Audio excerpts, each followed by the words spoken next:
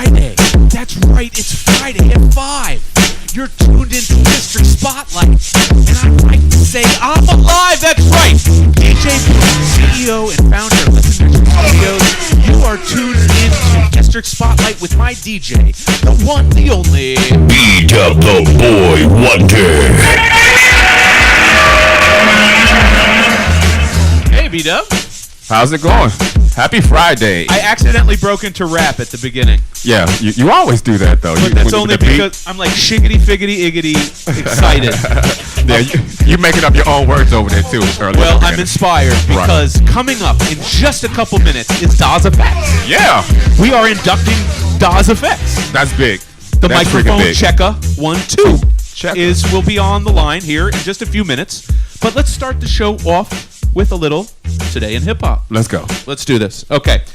I am in love with the Wu-Tang Clan. And why am I in love with the Wu-Tang Clan? Well, there's a million reasons. But to show my love and appreciation, I went out and I purchased for the Hip Hop Museum these awesome Clarks. That's right, completely sold out on the website. Well, those are the socks. You should get those with the shoes. So the socks and the shoes, okay?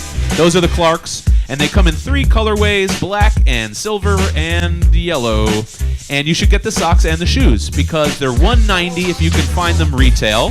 There's a couple more places. I believe Commonwealth Clothing here in D.C. still hasn't received theirs yet. But if you can find a pair, you can go to eBay and sell them for $600 to $1,000 because they're amazing and they're Wu-Tang Clan. Also in other news today in hip-hop, happy birthday to DJ Red Alert. That's right. The man responsible for yours truly sitting here and being alive and loving hip-hop was born November 27th, 1956. So shout out to you. Shout out to the Native Tongues. Shout out to the Jungle Brothers who we just inducted the other week. Yes. Shout out to everybody inspired by DJ Red Alert. Okay. Speaking of inspiration, look at this artwork of Rakim by Ivan Beslik. This guy's style is so amazing. I just got turned on to him, and from what I understand, everything you're looking at was done in marker. Okay? So, unbelievable style, unbelievable work by Ivan Beslik. Go check it out online. In weed-related Snoopy Dogg news, the Snoop Puffin' Pass tour. No, sorry, Puff Pass. I fucked it all up. He's coming to a town near you, and he's coming to Atlanta on January 5th. Okay, and our boy Trey Chaney. Can you go back to that? Because I have no idea who's playing on this show. Our boy Trey Chaney's opening up for Warren G, Corrupt, Bone Thugs and Harmony, and of course the one and only Snoop Dogg. Okay, so go check out that show in Atlanta, if not anywhere else. Okay, one of my favorite hip-hop photographers of all time, who we're going to be inducting very soon, Danny Hastings, revealed how he created these 2 photos. So check out these 2 photos. That's the cover of D Original, J. Rue, the Damager. That's the single. And this is Danger by Blase Blase and my dog DJ PF Cuttin.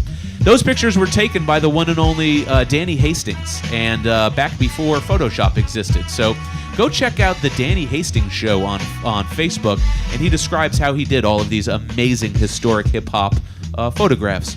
Speaking of historic hip-hop things, check out this amazing collage. Oh, well, okay. Check out these envelopes. Okay.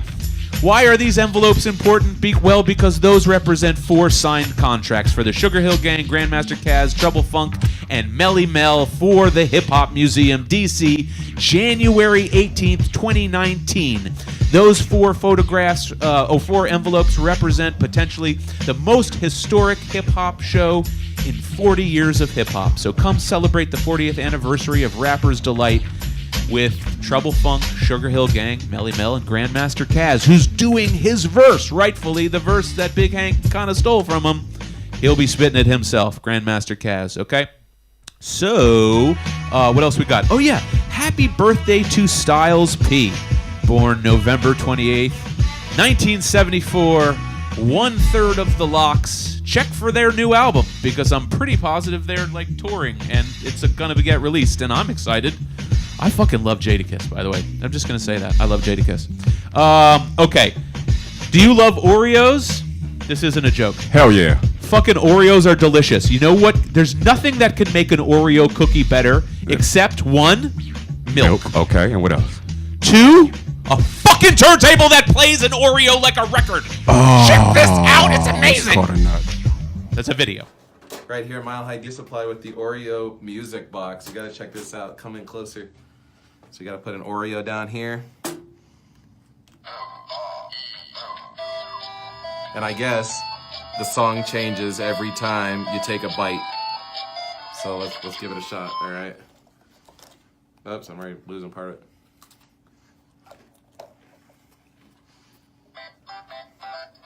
There it goes. Huh. That's awesome. Let's take another bite. When there's nothing left, I wonder if it plays. Okay, so we're back. That's an Oreo cookie turntable if you're just tuning in. If you're not just tuning in, you're watching District Spotlight. Well, that doesn't make any sense. If you're not tuning in, then you're not watching us. But we are District Spotlight, and I'm Jeremy Beaver with my DJ, the one, the only... B-Dub the Boy Wonder. And in just a few moments, the one, the only, Daz Effect will be with us. Okay, but let's get to reveal some secrets.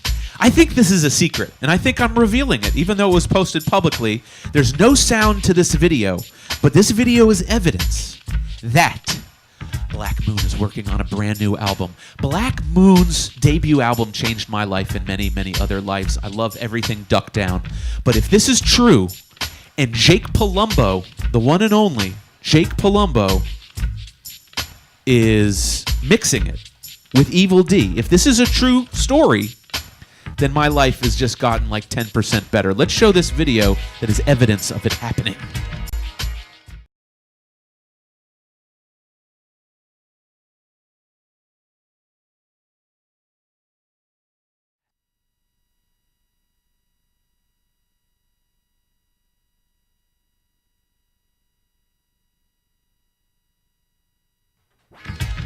I believe that is evidence. I know the video has no sound, so your TV set is not broken or whatever. Okay, that has no sound. But that is evidence that maybe, just maybe in the works, there's a new Black Moon album.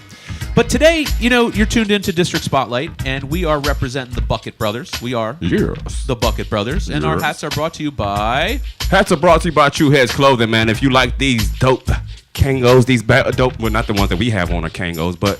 If you like the Kangos, if you like the snapbacks, you like the dope fitteds that we are always rocking each and every Friday, make sure you check out True Heads Clothing, man. That's True Heads with a Z, clothing.com, and you can actually get some of this nice little fitted wear that we also are wearing each and every Friday right here on District Spotlight. That's right. We call ourselves the Bucket Brothers when we got the bucket hats on, but, you know, it's a little bit of a tribute to EPMD, and the fact that EPMD discovered our guest today, the fact that EPMD is the reason for Daz Effects. Now that's pretty awesome. Is pretty special as well. Okay, just a couple more minutes, and then we're going to bring Daz Effects on. Check this out. DJ Swamp in like 1996 won the DMC DJ World Championship by doing crazy shit, and then he licked his needles, and he broke his records. Like, it was the craziest set ever, and we won it handily in 1996. He's been doing crazy stuff ever since then. Here is one of the crazier things I've ever seen. Okay, check this magic trick out by DJ Swamp. One that you can use as a 7-inch, or you can use it as a 12-inch. Bam! Oh, I got to do it again. DJ Swamp, magic trick. Show it again. You can use it as a 7-inch, or you can use it as a 12-inch. Bam! One that you can use as a 7-inch, or you can use it as a 12-inch. Bam! Bam! There you go. I don't know how he did that, but go back on YouTube and watch his routine in 1996. It's the craziest thing you'll ever see. Okay, let's see. A couple more things. Of course, the launch party on January 18th is commemorating or signifying, you know, our new residency at our big, awesome, amazing location. The Blind Wine, AKA now Culture House. Culture House, okay? So check out what it's going to look like and sound like and be like when we're in our big, awesome second location, not getting rid of this location, just a second location at Culture House. Check it out. Listen Vision, DC's #1 recording studio, is expanding. Check us out in our big new location at Culture House, 700 Delaware Avenue, Southwest Washington, D.C. Offering amazing new podcasting services, one-of-a-kind events, special performances, and digital video and photography. Call 202-332-8494 or go to listenvision.com for rates and info. That's right. Listen Vision Times Culture House, coming soon, January 18th, 2019. You sound just like him. You could have did the job yourself. I regret not trying. Well, so much for that. Anyways, please do check us out, because it's not just about this historic launch party we're having on the 18th. It's also about, what we're going to do for the next at least 3 years or more at this gigantic, awesome art space that we're taking on, okay? So the last thing I'm going to say and show you is this video, okay? That's right, the 40th anniversary of Rapper's Delight, okay? It's also commemorating a 40-year wrong that we're righting by having Grandmaster Caz spit his actual lyrics that Big Hank had kind of ripped off there. Both Trouble Funk and Sugar Hill Gang were signed to Sugar Hill Records. They've never even met and played together before. That's happening for the first time. And then Melly Mel's going to be there. So this is really a very, very historic concert to commemorate the launch of the world's first hip-hop museum, but also the 40th anniversary of Rapper's Delight. So January 18th, you still have time. There's a few tickets left. Please go on Eventbrite and get your tickets. It's going to sell out very quickly. It's not that big of a venue, but check it out. This is what it's going to look and sound like. Vision Studios presents the official launch party for the Hip Hop Museum DC. On January 18th, 2019, come celebrate the 40th anniversary of Rapper's Delight and the grand opening of the world's first hip hop museum with historic performances from the Sugar Hill Gang, Trouble Funk, Grandmaster Caz, and Melly Mel. Doors open at 6 p.m. and tickets are available on hhmdc.eventbrite.com. Call 202-332-8494 for vending and more info. But be warned, this event will sell out fast, so get your tickets now. January 18th, 2019 for the official launch of the Hip Hop Museum DC. Don't miss this historic event and performances for the 40th anniversary of Rapper's Delight with the Sugar Hill Gang, Trouble Funk, Grandmaster Caz, and Melly Mel. Call 202-332-8494 for more info and vending. Listen Vision, DC's #1 recording studio, is expanding. Check us out in our big new location at Culture House, 700 Delaware Avenue, Southwest Washington, D.C. Offering amazing new podcasting services, one-of-a-kind events, special performances, and digital video and photography. Call 202-332-8494 or go to listenvision.com for rates and info. We are back, District Spotlight, at 5 every single Friday. I'm Jeremy Beaver, CEO and founder of Listen Vision, with my DJ, the one, the only B-Dub the Boy Wonder. Now, if that don't wake you up, I don't know what will. I'm 100% awake.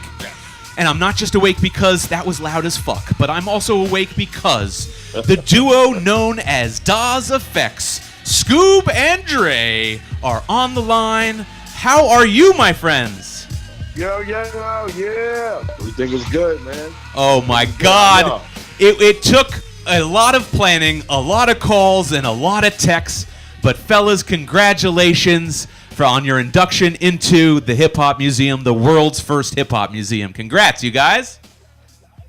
Thank you, sir. Appreciate that. That's right. So, this is the audio-visual component of the induction into the museum.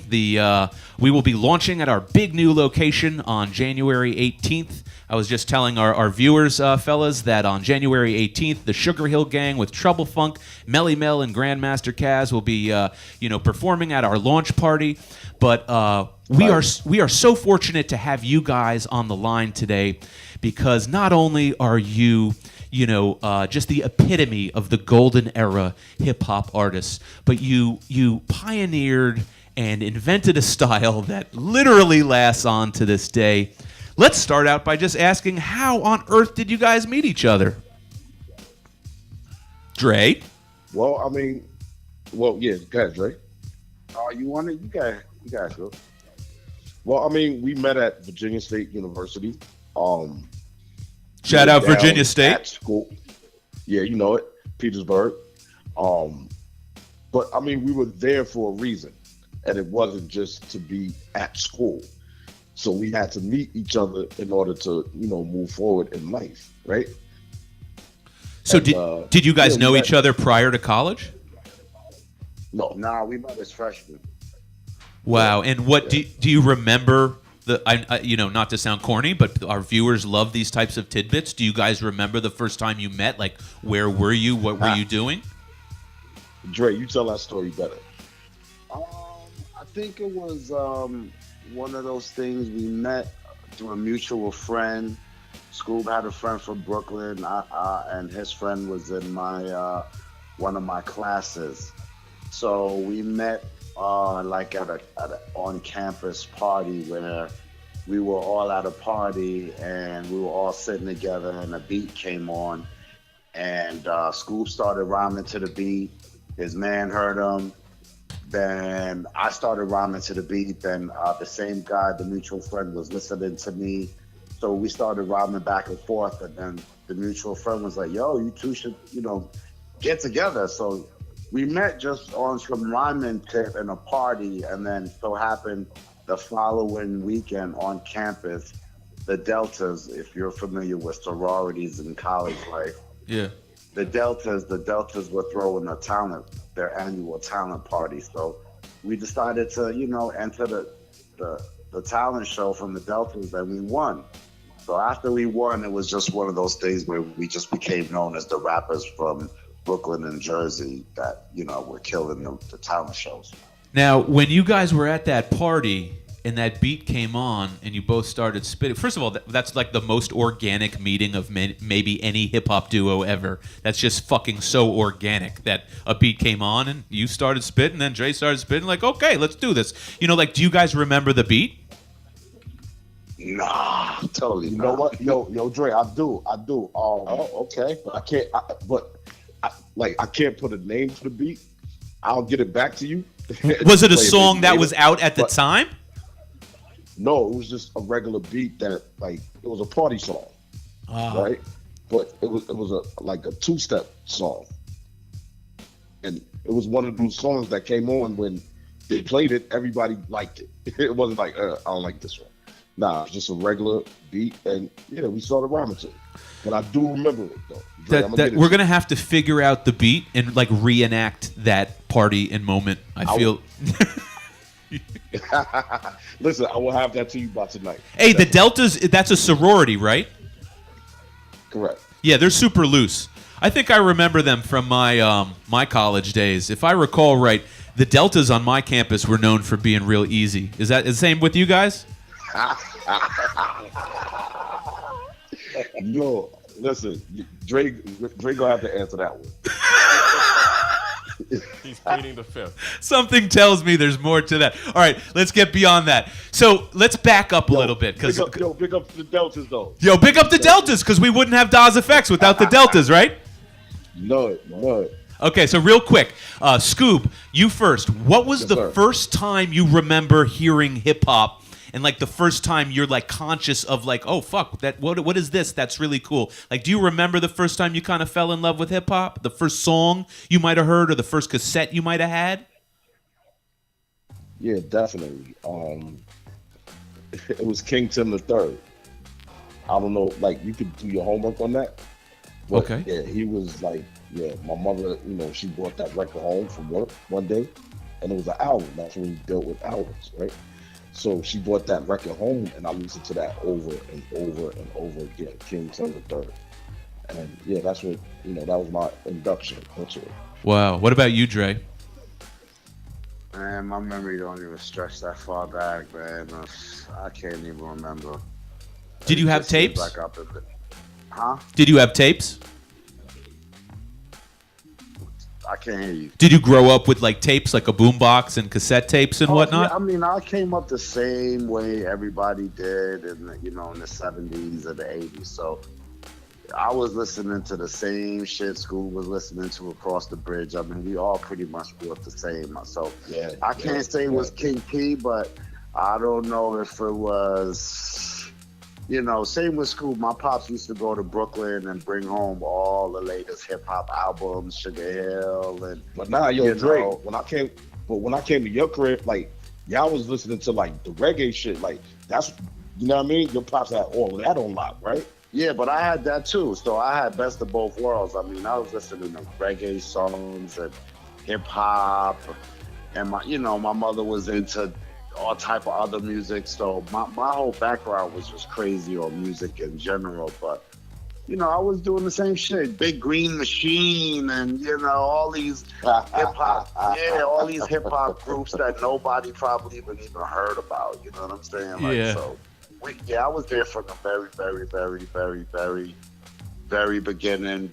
Bambaataa, Jerry Curl, and fucking beat one of them the BVDs and shit. So we was all doing the same shit. So let me ask you guys. You talked about and then you won the talent show, and then you kind of became known as the two guys who were rapping on campus. But from what we understand, all the research shows that there was another talent show that you guys didn't win, but ended up being even more important to your guys' career. Do you want to tell us the story about that one with EPMD? Yeah, that was like our third year.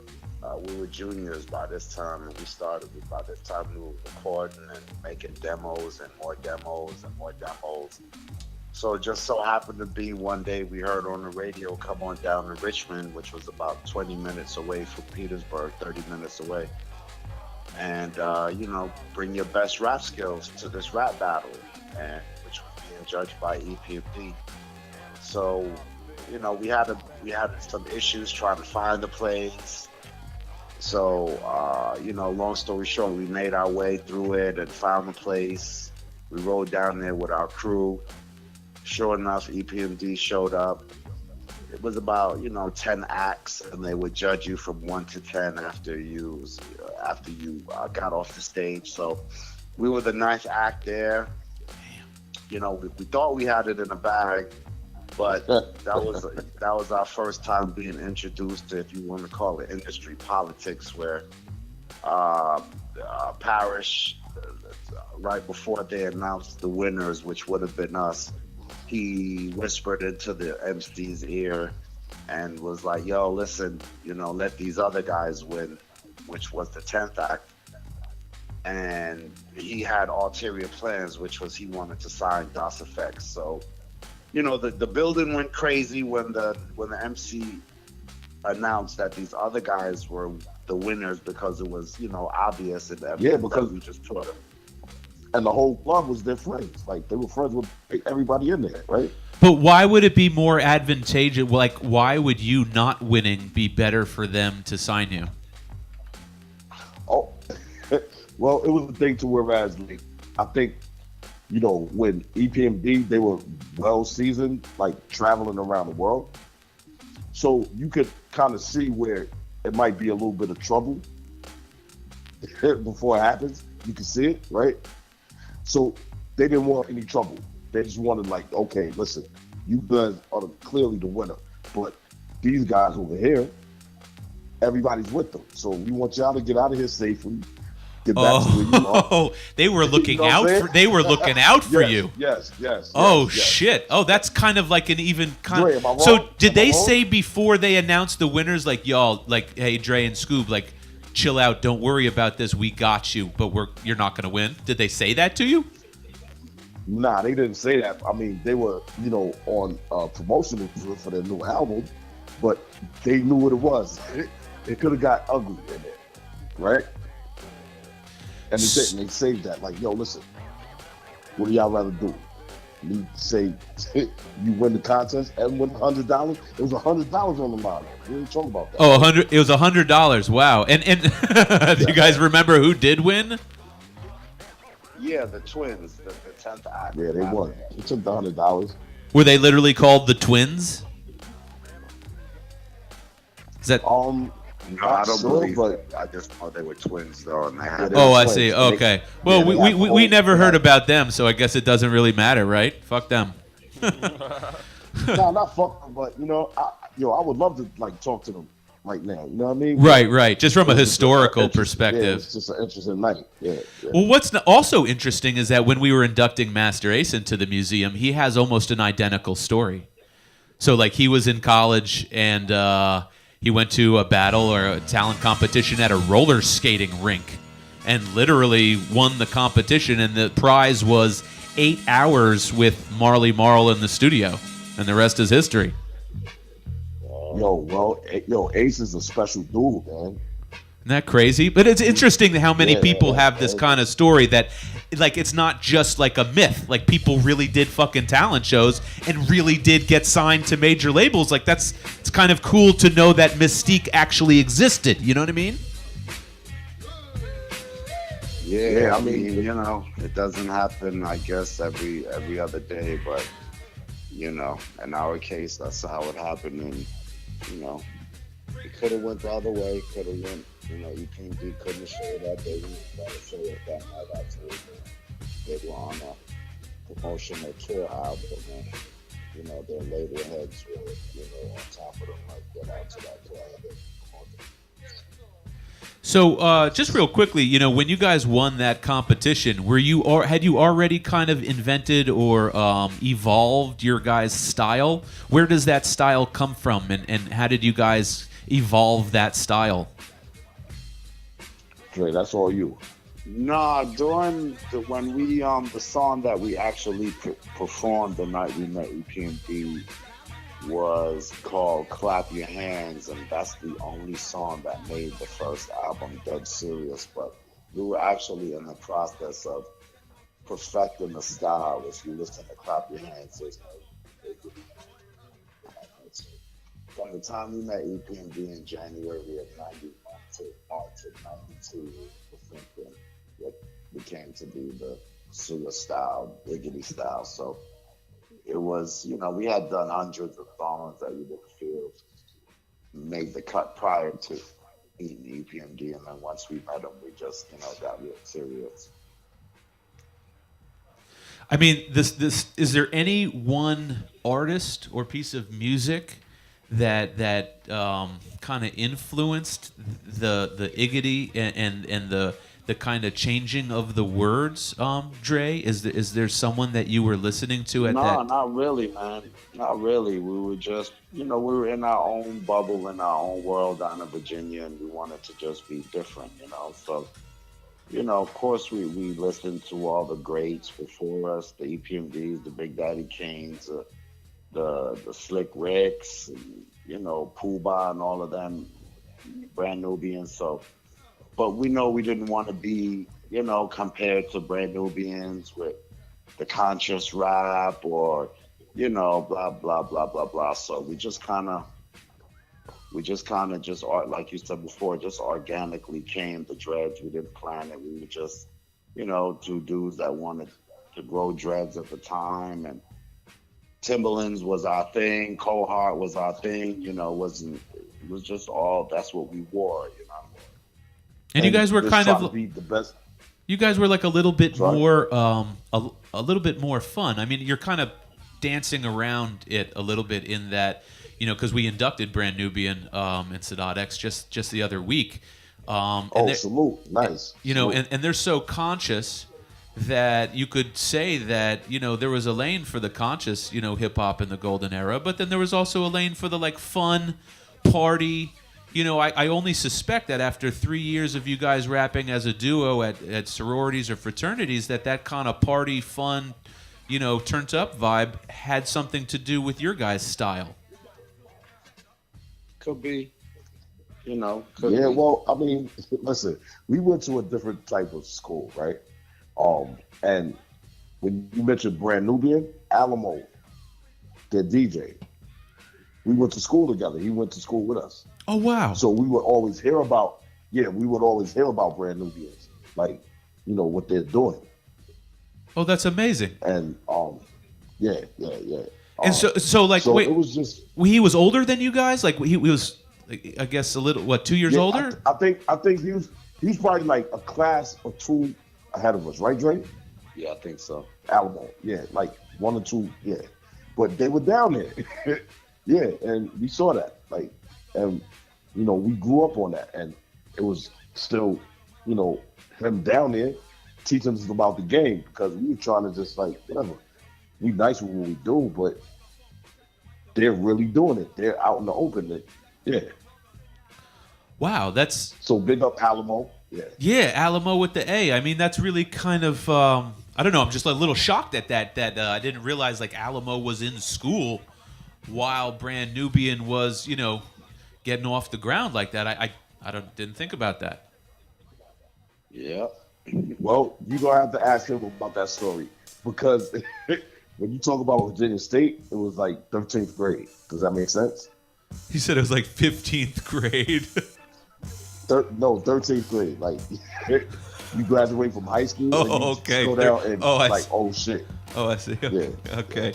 Well, because you guys, were able to get affiliated with EPMD and picked up by them, you guys ended up being part of, one of the most infamous, hip hop crews of all time, the Hit Squad.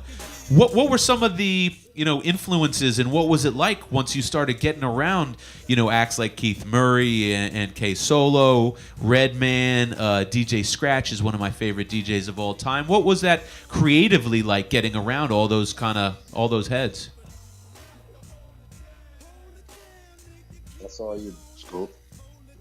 Well, I mean, it wasn't like we did what we did on our own, right? So it wasn't like we were inducted into that. We already had our situation situated, if that makes sense. Meaning we had our own production team. Our guys were from Brooklyn. Talk about it, Dre. Talk about it. We recorded in Brooklyn, and then we would just link up with EPMD and let them hear what we did. It wasn't like we recorded all in the same studio with Solo and one. So we were kind of self-contained in Brooklyn, and we would just show up. Tell me a little bit about that. About the production team you had going in Brooklyn. Tell us about how they were crafting those beats for you. Oh, Solid Scheme? Yeah. God rest the dead, Chris Charity and Derek Lynch. They would just, dudes from my hood. And we just like, we walk around, we smoke a little joint, we go back into the house and we come up with shit. And that's what it was. Would you guys pick any of the records, or were the producers doing all of that? Well, say it again. So for instance, when we were inducting Drez 2 or 3 weeks ago, we were asking him, Piece to Drez, some of his tracks, The Choice Is Yours, you know what I mean? They have these really kind of iconic samples in them, and you guys too, you know what I mean? Especially with your guys' use of James Brown and the meters and stuff. Like, did you guys have any say in those records, or were you like, what was your instruction? Not really. Like we left that up to Solid Scheme. They did the beats, and Dre and myself, we rhymed, and that's what it was. And how did you find them? Stepped on each other's toes. It was great. It worked, right? Yeah. And where did you guys link up with them? How did you link up with them? Oh, I grew up with them dudes. There you go. High school? In the hood. Yeah. Before that, actually. So you guys, the albums that you guys put out, especially your first, 2 and 3 albums, really iconic pieces of work. What are you guys most proudest of? And Scuba, you can take this first. Like, what is there a album or a single on one of the albums that you're most proudest of because of how hard you worked on it? Scoop? Well, I would think probably Bobby Kepler, because we didn't have a title for that song. So you had no how'd you come up with the title and the concept? We didn't. Solid Scheme came up with it. Drake, tell our story. With Mike Checker, we had we didn't have no hook for the, like Scoop said, we didn't have no hook for it. So it was actually going to get scrapped. It wasn't even going to make the album. And Derek and Chris just kept going in. I mean, we had Slick Rick in the hook. We sampled EPMD in the hook. Just nothing was fitting until Chris just got real innovative and decided to sample Scoob, which nobody, I don't think, was doing that at the time like that, especially for a new artist. to sample one of their own rhymes on the same record and use it for the hook. So when you hear a microphone check, like a microphone check, that's actually Screw being sampled off of his second verse at the end. Oh my God. You know, we just walked in the studio one day and it was like, hey, what's up with that no hook song? What are we gonna do with it? And Chris played it and the hook came out. I said, oh shit. Man, I guess sometimes life is like that in terms of a perfect mistake. You know what I mean? Yeah. If you know what I mean? Yeah, we were gonna give up. I would think it had a different beat. You know, that song we worked on and worked on and worked on, and it came out to what it was. But it was about to hit the editing floor. Wow. Imagine that. Ooh.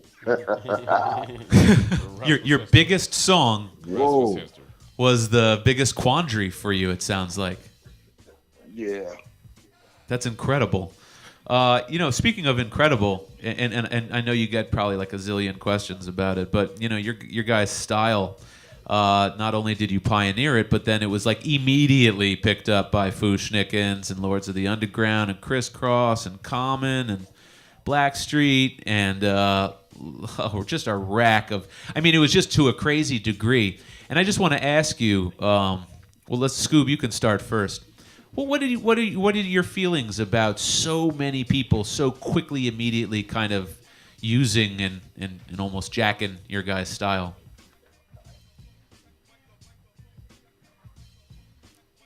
Scoop. Well, I mean, it was just us, like, just not wanting to, Well, first, all right, yeah, I'm gonna tell the truth. Yeah, we wanted to be better than everybody, and I think that's what you want to do as a rapper, right?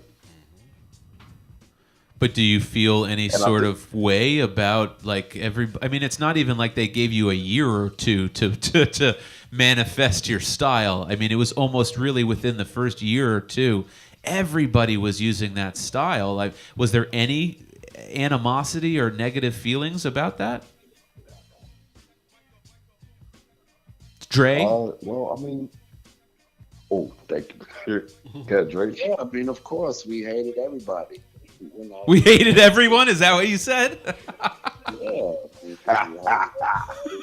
Our situation isn't different from T-Pain when he came out with his stuff. And, even though you had guys like Roger Troutman doing the shit beforehand and somebody doing it before Roger, but, T-Pain for our generation, everybody was trying to sound like him and not evolve it or whatever. So he wasn't really feeling it either. So same for us because, the list went on and on and on and on more than you mentioned. So, of course, anything remotely similar to it. I mean, you had The Boss, which was a female rapper on Def Jam. Her videos started looking like our videos. She started dressing like us. And so we just, we had a lot of we weren't really feeling,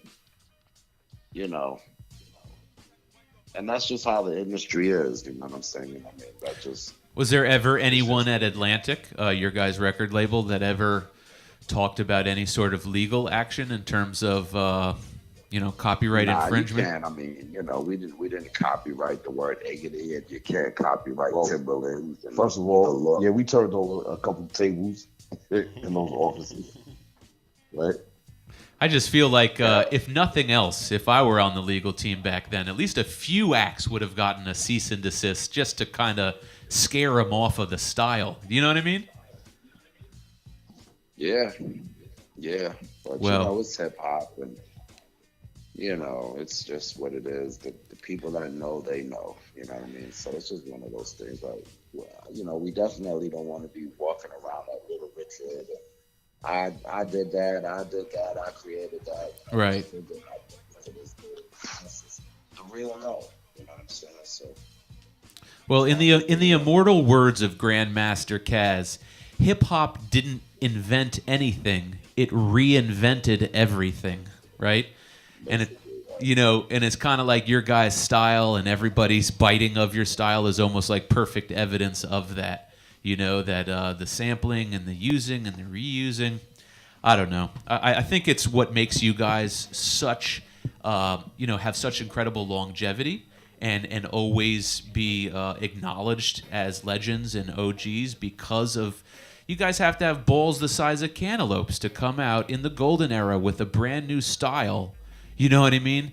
I think that takes a lot of guts, a lot of confidence, and the fact that not only did that style, you know, work and hit for you guys, but so many people jumped on that bandwagon, it's obviously flattery to the highest level. Do you know what I mean? Of course. Yeah, Of but course. you know, speaking of flattery to the highest level, our brilliant research assistant Allie told me that the new song "Bricks" by DJ Carnage and the Migos has a lyric that goes, "I'm figgity fucked up," and I could, you know, speaking of figgity fucked up, how does that make you feel when you hear, you know, people capitalizing off of your guys' lyrics and style like that in songs that just came out the other day, you know? I mean, for It's me fine, personally, like- like I said, I'm not gonna jump out the window and make headlines. Those amigos. I mean, you know, for me, I'll sit back and let guys like your researchers and you and all that, and then let them, you know, talk about it, and let the Migos hear about it. Let, you know, Right. them reach out to us. For me, you know, we already know what it is, you know. Yeah. Dre, it's a little hard to hear you right now, but I'm going to assume that, you know, when young cats like the Migos, I hate to say this, but some part of me also feels like the Migos maybe not even completely conscious of where words like that even come from. I hate to say that, and it's not because you guys aren't the legends, but because of some of the ignorance, you know, things. It's like the game of telephone. Somebody says something and says something, you don't even know where it comes from after a certain while. Does that make sense? Yeah, I mean, of course, it's not like you could turn on fucking BET or Centric or TV One and see DOS effects plastered all over the videos, you know. So, you know, they don't show, they don't know. So, you know, but listen, those guys all have older uncles and older brothers and mothers and fathers. You know, one of them might be my damn kid for all I know. So, you know. I mean, it got to them somehow, right? It got in there somehow. Yeah, so, you know, but I mean, I don't spend my days anymore. Maybe when I was in my 20s, definitely maybe my early 30s. But, you know, in my latter years right now, I'm not even tripping on all these new guys doing all that and doing that. Yeah, let them, you know, the ones that know, you know what I'm saying? And I'm not going to try and sit here and try and convince a generation of 20-year-olds that I'm the one that started that shit. Right. You know, what am I going to do? Get on the internet and, yo, did you see Crazy spazzing out on Amigos? That shit is crazy. Right. No, I mean, there's like, you know, you don't want to be the kind of crusty, dusty uncle like, you know, the kind of That's Joe all Budden it's going, gonna- hey, get right, off. that's all- Right, that's all it's going to get labeled as. So I'm good. I'll pass on that. Yeah. No, I mean, the fact that it's so woven into the ether of hip hop to this day, however many years later, I think is just a testament to it. In fact, speaking of a testament to it, you know, Europe goes crazy for you guys. I mean, everyone goes crazy for you guys, but I notice Europeans really, really love their DAWs effects. Don't you guys have some tour dates coming up here in Europe in a little bit? Yeah. Yeah, Got it. yeah, About a yeah, month yeah, to change. yeah. Yeah. Yeah. So you want to shout out any dates you got coming up in January or February? Nah, we don't want to do that. Not right now. Okay. All right. Well, if you're in Europe, just know they'll be coming to a country or a city near you. Oh, yeah, definitely. Yeah. Yeah, I mean, our station is the largest internet station in America, so we're right now listened to by 150 countries, all 50 states. And so anyone that's tuned in right now will probably be eager to find out where they can find, either a new performance or a new piece of music. Are there any either performance dates or albums or singles that we can expect coming up in the near future? No, just what we would say is if anybody's listening, just follow us on our social medias to keep keep up with the latest. Our Instagram is official DasEFX. So just if you follow official DasEFX, you should hear the latest and the greatest. Yeah. Well, I mean, you guys are everywhere. It's very easy to find, and only because we're drawing short on time here, we're going to do the big finale here, and this is what we love to do. So hold tight, guys. That's right. This is the big moment, you guys. This is the moment you've all been waiting for. The iconic hip-hop duo of DasEFX. I would like to now take this opportunity to induct you guys into the Hip-Hop Museum here in Washington, D.C., the world's only hip-hop museum. So, in honor of your guys' music and your iconic style, let's everybody clap it up and give a round of applause for DasEFX!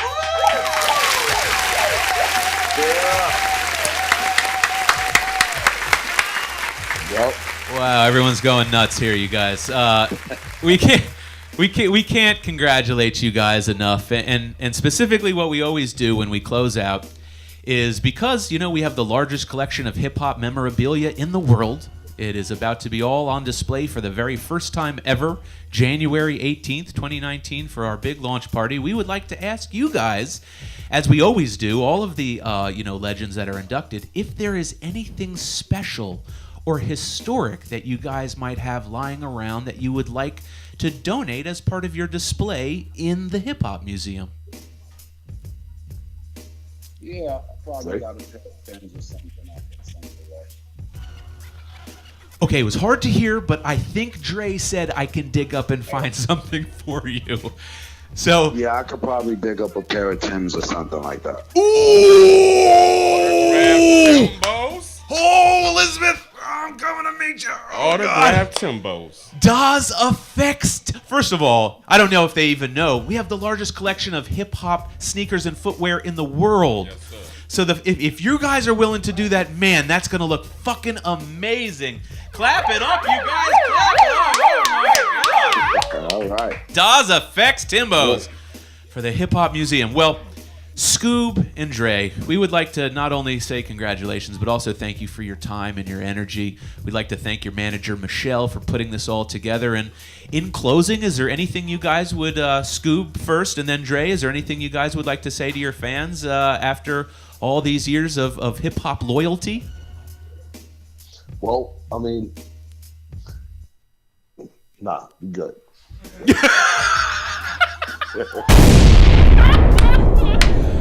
DasEFX, we love you guys. Get the shiggity iggity fuck out of here, man. Congratulations, and I will give you a ring in a couple days about that donation to the museum, okay? Well, no doubt, man. We appreciate it. One love. All right, one love, you guys. Take care. Peace. Okay.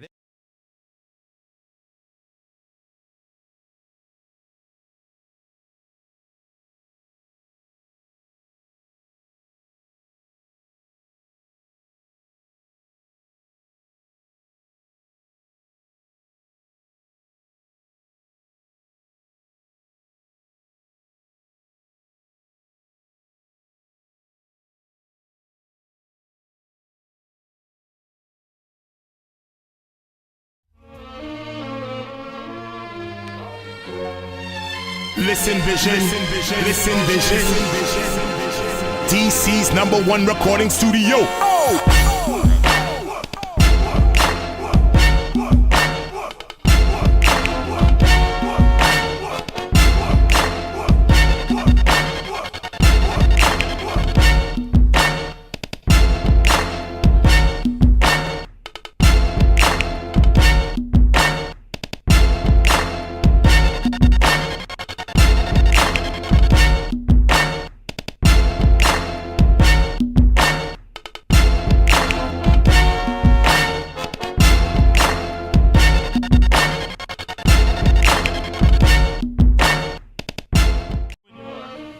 Oh my God, we're back! It's amazing! Oh! We are back.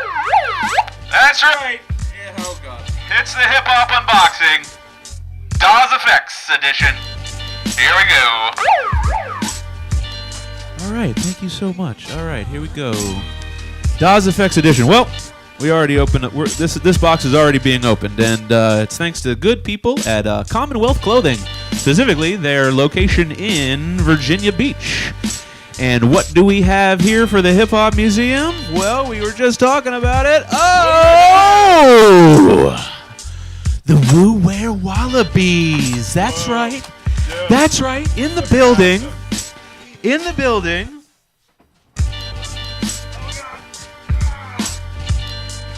Okay, we have...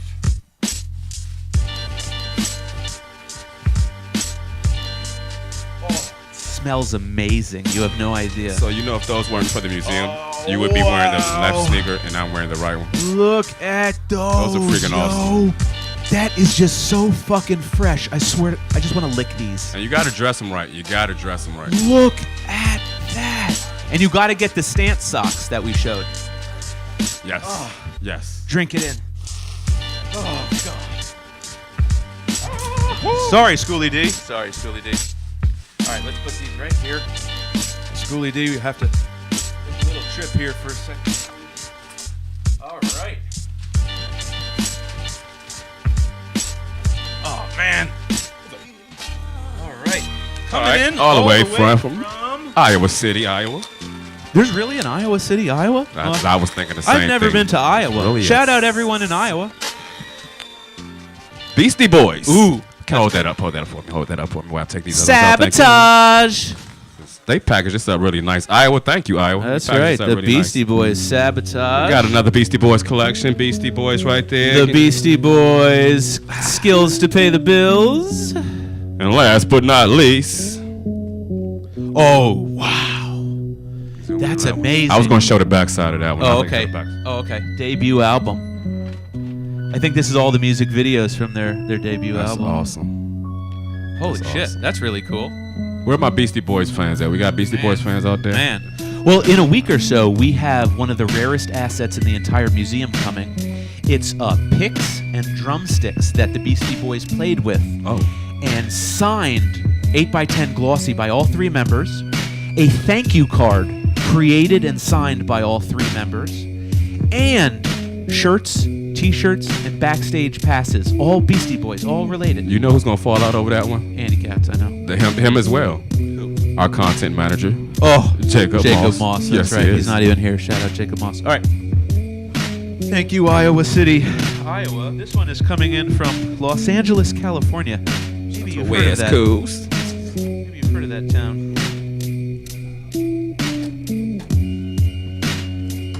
Yo, this beat is dope. I don't know what this is, but it's so chill.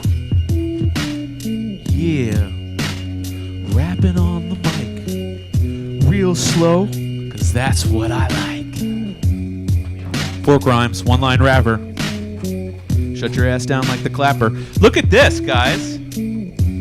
A vintage, original Bad Boy hat. That's right. Real Bad Boy hat from Epic Records. So that's a real, actual hat from Bad Boy. Take that. All right. Let's see what we got here. Coming in all the way. How you say Yonkers? Yonkers. How y'all say it up Yonkers. there? Yonkers. Yonkers. New York. Don't over-complexify it. Oh boy. My Yonkers Ooh, accent these are on classics. There. Brucey B cassette tape. The world's famous Brucey B. J. Brucey B. Whoo. Funk Master Flex and Love Bug Star Ski. Now, I mean, this the shit just from right the here. Biggie song, you know, 1993. Funk Master Flex, Love Bug, Star my Ski. gosh. This is a date that they actually DJ'd That's together. So I I love thought it. that was really unique because they were together at that date. Oh my God.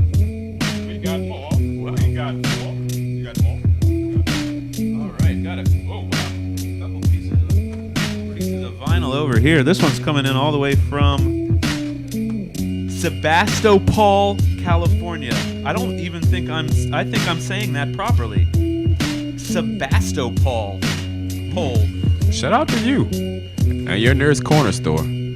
Why does that sound like a nuclear reactor? Sebastopol. Sound like something you take. Okay, this is really cool.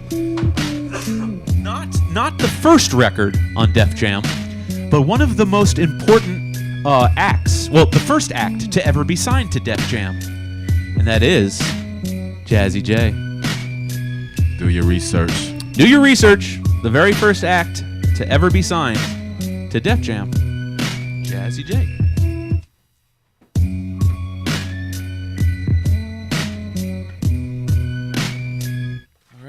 All right, Lancaster, we appreciate you, Lancaster, for this package here. Pennsylvania?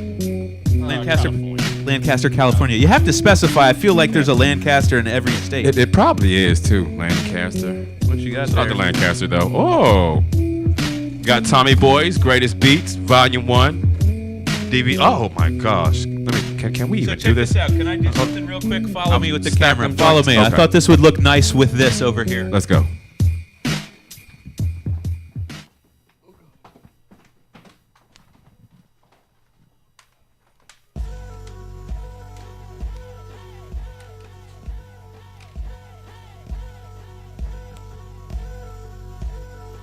Shout out to Tommy Boy, man, and all the greatest artists from Tommy Boy. Love it. Shout out Tommy Boy. That jersey that you're looking at is an original staff, like softball jersey. The Yes. staff would actually Play play softball against other companies and shit, you know? Anyways, okay, coming in all the way what's from... their record in that jersey? What? Just sidebar, I wonder what's their record in that jersey, but anywho. I doubt record execs are good at sports. That's why I asked that question. This is from Media, Pennsylvania, officially the coolest name of a town. I love it. Ever. I don't know why I love that name, but if I lived in a town called Media, I might not leave. When I retire, that's actually where I think I am moving to. Let me look that up. Media. Population 7. That's cool to me. Hey, that's cool with me too. Okay. Oh, this is so perfect. Our show sometimes comes together perfectly like this. Well, that was the first act ever signed to Def Jam, and this is the first record ever released by Def Jam. Get all the way into that center label. Body time. Look at that. That's what a Def Jam record looked like Tila Rock when it and first Jazzy came J. out. So this is Tila Rock and Jazzy J. It's yours. It's yours. You know, sampled by Nas, because you guys are not 100 years old like me. But yeah, this is the very, Our very audience first knows. single. Our audience knows. They love it. The very first single released on... No, wait. Yes, that's the very first single released by Def Jam. That's 100% true. Oh, here you go. Here's some more shit. I don't know if I want that shit, but We're I'll down take in a the package. down in the 60-second range. 60 seconds until we are out of here. But I will tell you something. Today's been an incredible show, and I really want to say thank you so much to WLVS and Michelle, their manager, for putting that all together. It actually was a little difficult to get them both, but we did it. It came together, and man, they're funny, talented, and iconic. So shout out to them. Oh, damn it. I forgot to say where this is coming in from. Well, this is amazing, and I'll tell you why. So you've never probably seen an acetate before, or like a test pressing. This is literally from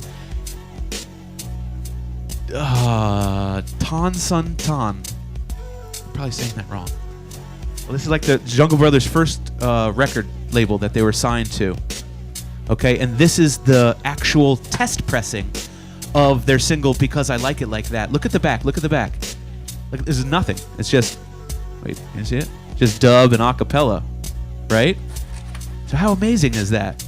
And it's just only like 2 weeks late because we wanted this for the Jungle Brothers show, but we got it, and that's really cool. Really cool that it comes on the actual like stationary letterhead from the record label. So that's pretty neat in my opinion. So we have our last package that is really dope because you know what's coming up next month, correct?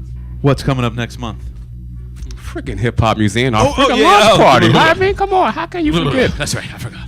Grandmaster Melly Mel. Oh, okay. So we got this. This is literally just for the Furious 5 Melly Mel to sign. This is a picture disc of from overseas, by the Grandmaster Flash Yes. and that- Melly Mel.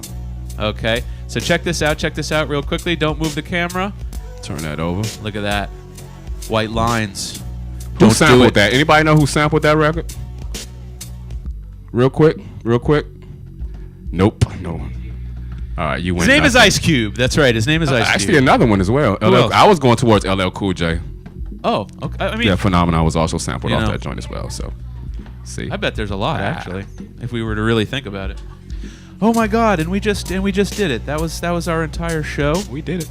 Shout out to our sponsor, TrueHeadsClothing.com. That's With a heads Z? with a Z.